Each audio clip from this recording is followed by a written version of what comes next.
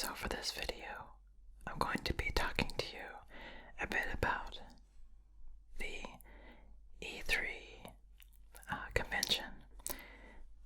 It is, for those who don't know what it is, E3 is the largest convention for electronic entertainment. And that's just another name of saying that this is the largest event for video games in particular. So I'm going to be reading to you about the Microsoft media briefing and also about the Sony press conference as well. Enjoy.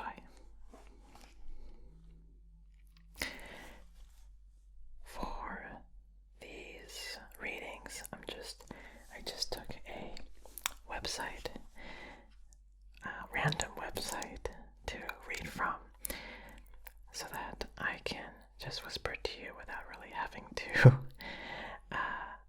think of what to say, because I am not really good at just talking on the fly, so I hope this will be okay. Microsoft's live press event at E3 2016 started off with a bang. The Xbox One S, priced at $299, started things off with the smallest Xbox One yet. The Xbox One S is a slimmer, smaller, and features an integrated power supply. No power brick is included with the newest addition to the Xbox One console lineup. And it's not included because it's built into the console. The Xbox One S will also feature up to 2 terabyte internal hard drive, IR blaster,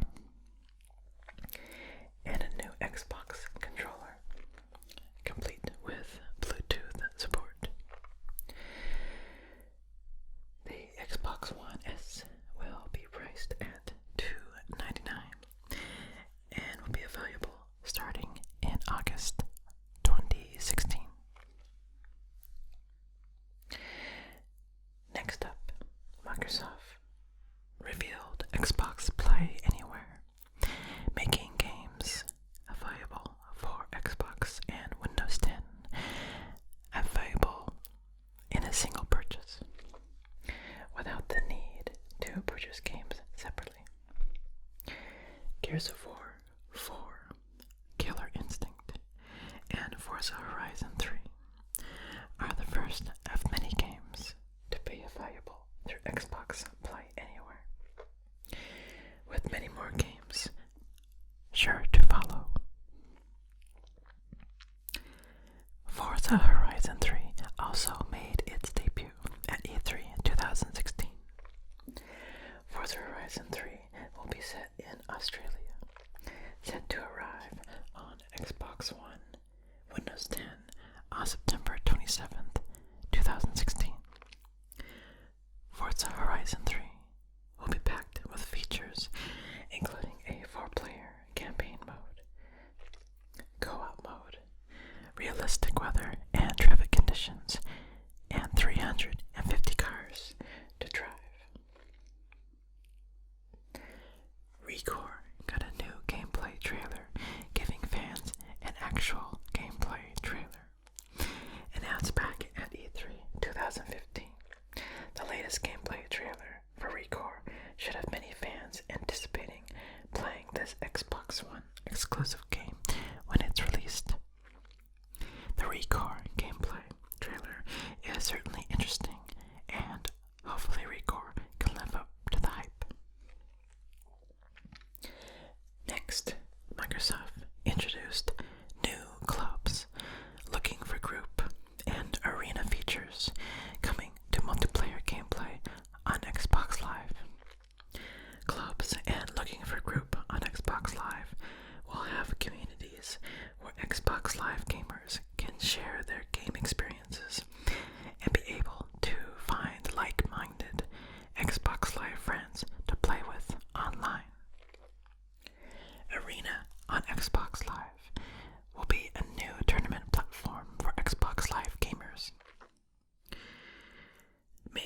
easier to register and complete in online game tournaments.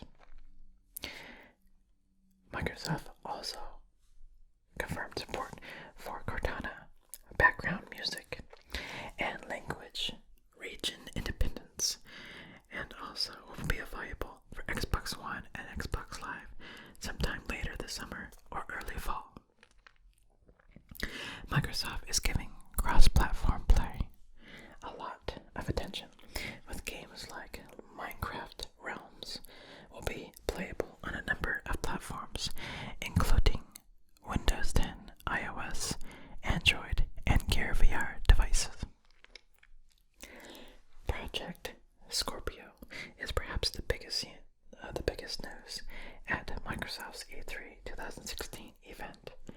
Project Scorpio is a new console that Microsoft is working on, calling it the most powerful console ever. Microsoft says it will support high frame rate VR and will ship out sometime in November 2017. Project Scorpio will have 8 XPU cores and 6 teraflops of power, with support for 4K gaming.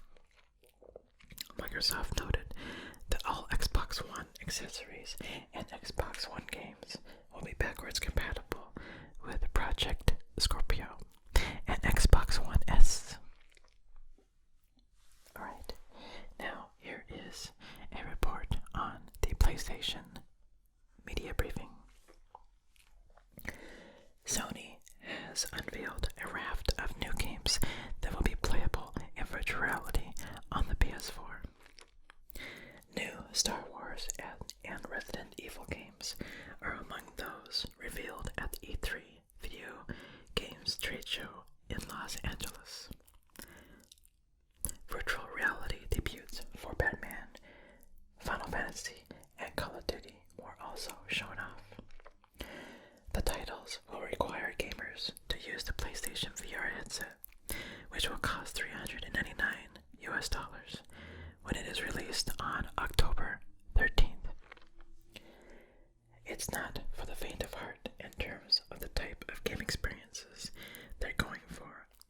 It's really that hardcore ethos,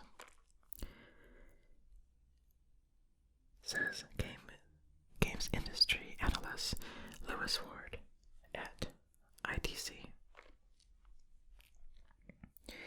Mr. Ward had just tried a demo of sci-fi space shooter Farpoint in PlayStation VR following the press conference. It's very intense, he said. I was sweating. Mr. Ward added that while the selection of titles was likely to attract gamers, the titles themselves might be a little overwhelming. The first wave of VR probably has to be careful with the amount of motion in games because of motion sickness, he explained. In an interview with the Financial Times prior to E3, Sony confirmed that it was planning to release an upgraded PlayStation 4 called Project Neo that will be capable of outputting 4K graphics. Besides the virtual reality titles, Sony also previewed several exclusives, including long-awaited adventure game The Last Guardian, first announced in 2009.